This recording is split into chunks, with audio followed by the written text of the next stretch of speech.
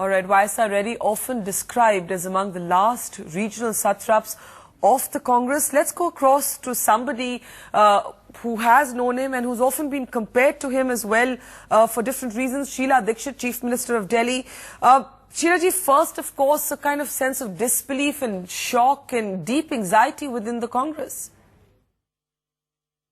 We had been together just about a week, 10 days here before. And, you know, when it comes as something you least expected, so it's doubly shocking and very, very, very sad. You know, the parallels were drawn between the two of you quite often in the sense of being, you know, chief ministers who could deliver and deliver on their own terms, not deriving your sense of authority from the high command. Is that how you see it as well? Well, this is not the time to think of that, comparisons or what this thing. This is a time of great grief for all of us because we have lost an outstanding leader. And the party is poorer because of his loss, his state is poorer because of his loss, and I think the nation is poorer because of his loss.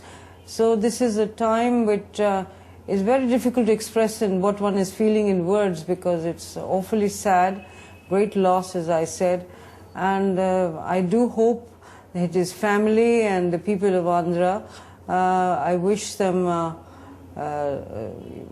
well. I hope they get the courage to be able to bear up to this, because it's really been it's a shocking way for a chief minister to go. Absolutely. But would you say that the one thing about him was that while he was controversial in many ways, he always knew the pulse of the people, that his mass contact programs, his padyatras and so on kept him firmly rooted to the ground?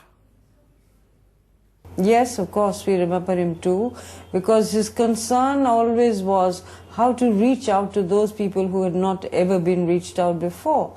That's why he was such a successful chief minister. And he was really the true ethos of the party which he represented. All right, Sheila ji, will come back to you, but let me get some first comments from Shekhar. Shekhar, of course, very, very tragic for the Congress. But in a sense, Rajshekhar Reddy was an unusual chief minister when you look at the Congress culture, wasn't he? Well, absolutely, because not only did he dare to ask for votes in his own name, but he actually got them.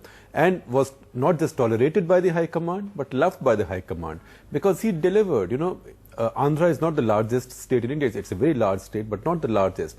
Yet he delivered the largest contingent of MPs in this Parliament to Congress party. 33 seats. And that is fighting incumbency and fighting very strong opposition. Remember, not just Chandrababu Naidu, but Chiranjeevi and Chandrababu Naidu and the left all getting together. And, you know, he didn't seem worried even for a day. In fact, we met him on our travels through Andhra just on the eve of the first round of voting and asked him that if he was worried about Chandrababu Naidu's promise of cash, direct cash delivery to the poor. And he says no, and he seemed dismissive, and I asked him why, and he said he has no credibility.